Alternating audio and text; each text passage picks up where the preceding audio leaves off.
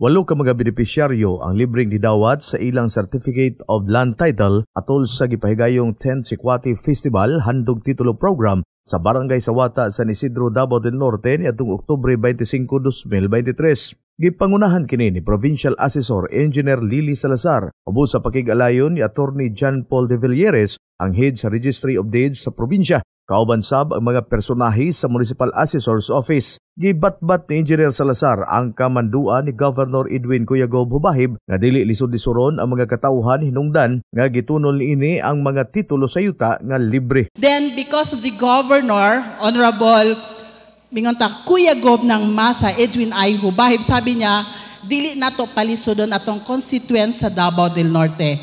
Ibigay yung titulo handog, sabi pa nga, handog titulo sa constituents of the Davao del Norte without any payment. Giauhag ni Salazar ang mga benepisyaryo sa pag-adto sa buhatan sa Municipal Assessor's Office aron mahatagan silang tax declaration nga mamahimong basihan sa ilang pagbayad sa hustong buwis sa ilang propiedad. Dili na siya mahimong inyuhadyod permanently without the tax declaration. So first and foremost, you have to hatag ninyo sa Assessor's Office kang Sir Bubong para madeklara inyong property. And of course, your duty, your responsibility is to pay your taxes every year. Gipahimangnuan ni Attorney de Villeres ang mga benepisyaryo sa pag-amping sa ilang mga naangkong titulo. Kay dako ang gasto kung ugaling man, mawala kini. Dugang ni Attorney de Villeres nga pwede na magamit sa mga benepisyaryo ang titulong ilang nadawat sama sa pagprinda ug pagbaligya. Pag naana mo ititulo sa yuta,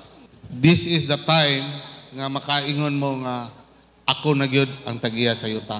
Wala na'y makakuha ani maski pa ang gobyerno kung walay just compensation. Dugang ni de Villeres nga gihangyo siya ni Governor Edwin Cuyagob Hubahib nga ipanghatag sa mga katawhan ang ilahang titulo nga dugay nang wala makuha gumikan sa kapito sa ilahang pamuyo. Tubagon sa provincial nga panggamhanan ang bayad nga mobalor 2,000 pesos matag usa isip registration fee, samtang ilibkas una sa Registry of Deeds ang pipila ka mga rekisitos sama sa tax clearance, tax declaration ug uban pa aron masayon ang pagtunol sa maong titulo.